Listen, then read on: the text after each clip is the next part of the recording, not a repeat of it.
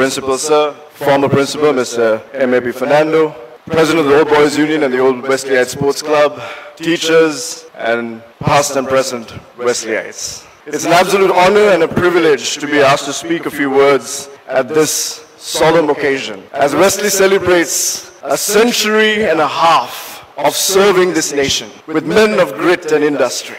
And seeing how the Lord has blessed the amazing efforts of the founding fathers of the school to be a blessing unto this nation that has rippled from generation to generation. It's truly an honor. I'm also extremely honored that I was able to be a keynote speaker with all these distinguished old boys. I've looked up to all of you. Faru is more so literally because he's 6'5" or something. But Faru and I grew up together from grade 1. But I've always looked up to him as my captain as well. And I also want to specially say I was stunned when Kumar De Silva said that he's 60. That's one of my new life goals, to look like him when I'm 60. I should be calling him Kumar Uncle. I didn't know he was that old. But I always looked up to him. I remember when I started off as the host of Good Morning Sri Lanka, I had no training in journalism. I had no training on how to speak in front of a camera. I didn't know what I was doing. And I would always think to myself, do what Kumar is doing. Do what Kumar Uncle is doing. That's how you should do it. Because he was the person who was out there. And we knew, okay, if I do it like he does, maybe it'll be professional. And maybe I can continue to eke a living out of being the host of Good Morning Sri Lanka. But as I think about Wesley and the amazing foundation that it gave me as a person,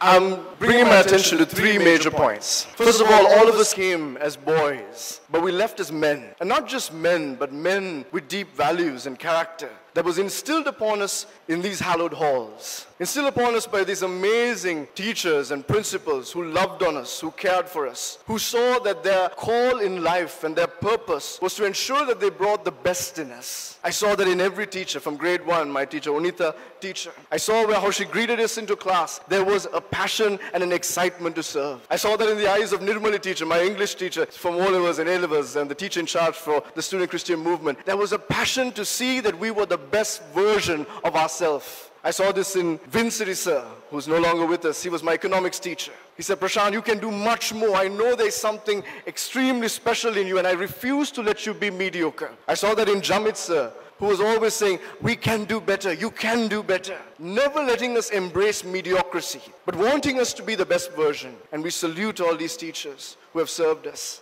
And sometimes I know it's at times a thankless job. I know you're not in our nation, teachers are not paid as much as they should be, but we would always respect what you have done. M.A.P. sir, you're here today. We want to thank you. You were one of my principals as well. And I thank you for demanding excellence. Thank you for demanding discipline. Those have been founding pillars in our life. I also want to remember N.A.B. Fernando, who was also our principal. He would walk across the school, and if you're walking around, he would stop you and say, where are you going? You're not supposed to be out of your class. But then he would go on to give you a lecture about what he wanted from you. And he would look into your eyes and say, you can do better. I want you to do better. Sri Lanka needs you to do better.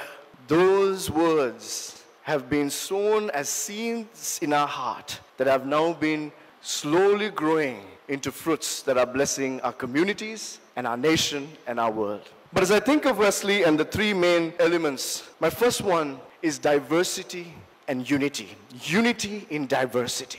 Wesley is a proud Christian school founded on Methodist principles, but has always opened its arms for people of all ethnicities and religions, and we served and lived by one another. My life is richer today because of my Muslim and Buddhist and Hindu friends. I grew up with them. I was in awe of the beauty of their nations, of their religions, their culture. And we were refined by each other. We saw the true beauty and the true strength of Sri Lanka here in the halls of Wesley. We were not alien to one another. We were brothers. We were children of one mother, Sri Lanka. I wish that was the story of all Sri Lankans. But under the Ministry of Education, there are only 10,400 schools, out of which only 112 schools have Sinhala and Tamil medium taught under the same roof. Out of 10,000 schools, only 112. And Wesley is one of those schools. And that is one of the secrets of Wesley. We are united in our diversity. We are refined by our diversity. We are not fearful of one another. We respect one another. We celebrate one another. There was no discrimination in this school. And Wesley has so much to teach to our nation. A nation that has been crippled at times by racism and extremism and divisiveness led by the top, sometimes even politically inspired. Wesley has an important message to share of unity in diversity. Secondly, the beauty I see is Wesley is always referred to as a prestigious school, a school with great tradition and history. But at the same time, we're a school that's known for our humility and our sense of being down to earth. I have never heard in all my life anybody referring to Wesley as snobbish, as elitist, as condescending. We have always been known for people to be people of humility, and we have followed with action and not with talk. I remember once, N.A.B. Fernando, our principal, stopped me once and he said, "Son, I like that you're confident. Son, I love that you're ambitious, but I would be more proud if you make sure that you always remain humble, always remain true to yourself." And that's who we are at Wesley. The organization I lead, Sri Lanka Unites, has worked in all 25 districts of our country. We've served over 1 million youth across the country. And I've had the privilege of having many young men from Wesley College come and volunteer. And I was so proud last week. I was in Hambantota, and 2 Wesleyites who just finished their A-levels were part of this trip. And there were students from other parts of the country. We were all doing humanitarian relief in the midst of the economic crisis right now. And one boy from Hambantota, who was a head prefect of Suryaveva school in Hambantota, he came to me and whispered saying in Sinhala, "Aye, ara kollu denna Wesley එකෙන් නේද?" I asked, "How do you know that they are from Wesley?" "කඩ පුළුවන් වුණාට පොළවේ පය ගහලා ඉන්න හොඳ වැද්දෝ දෙන්නෙක්. ඒක නිසා මම හිතුවා Wesley."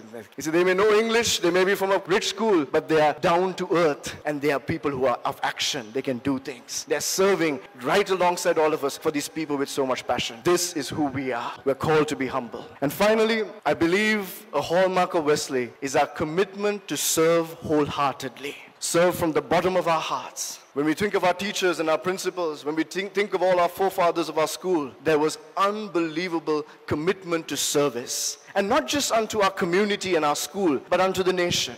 A commitment to know that I'm not governed to live under the parameters of my own selfish ambition, but go beyond that and live life for more than myself. Be a blessing unto the nations. As Reverend John Wesley himself said, "Do good, do unto others as if you do unto Christ himself." He reminded that truth, and that is who we are. We serve. I'm so inspired by our principal, Avanka Fernando.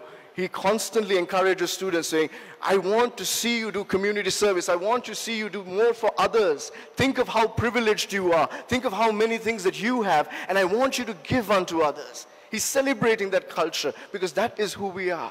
So in closing, I believe Wesley has offered so much to our nation in the years pre-independence and in our struggle for independence, and it has also enriched the nation post-independence. But right now, in the midst of this economic crisis and political turmoil, among some of the deepest pains our nation has ever experienced, Wesley is being called again to serve our nation, to celebrate unity in diversity and show the nation what a powerful Sri Lanka can be, united across ethnic and religious lines. To be humble in an era of triumphalism and mediocrity, for Wesley's principles of humility and excellence to be a sounding chorus for the nation. And thirdly, to serve wholeheartedly. In the bygone years, where it's been self-service and gain and corruption, that Wesley's principles of serving wholeheartedly, not for credit, not for gain, not for prestige or power, but for the betterment of our countrymen and our nation. May those values echo through our nation, and may Wesley lead the way. As my great-granduncle, H.J.V. Ekanayake, who wrote the college song, says, "And when Wesley's call shall sound, a ready eye shall always be found." May Wesley respond to the call of our nation today and lead and serve to transform our nation. God bless you all,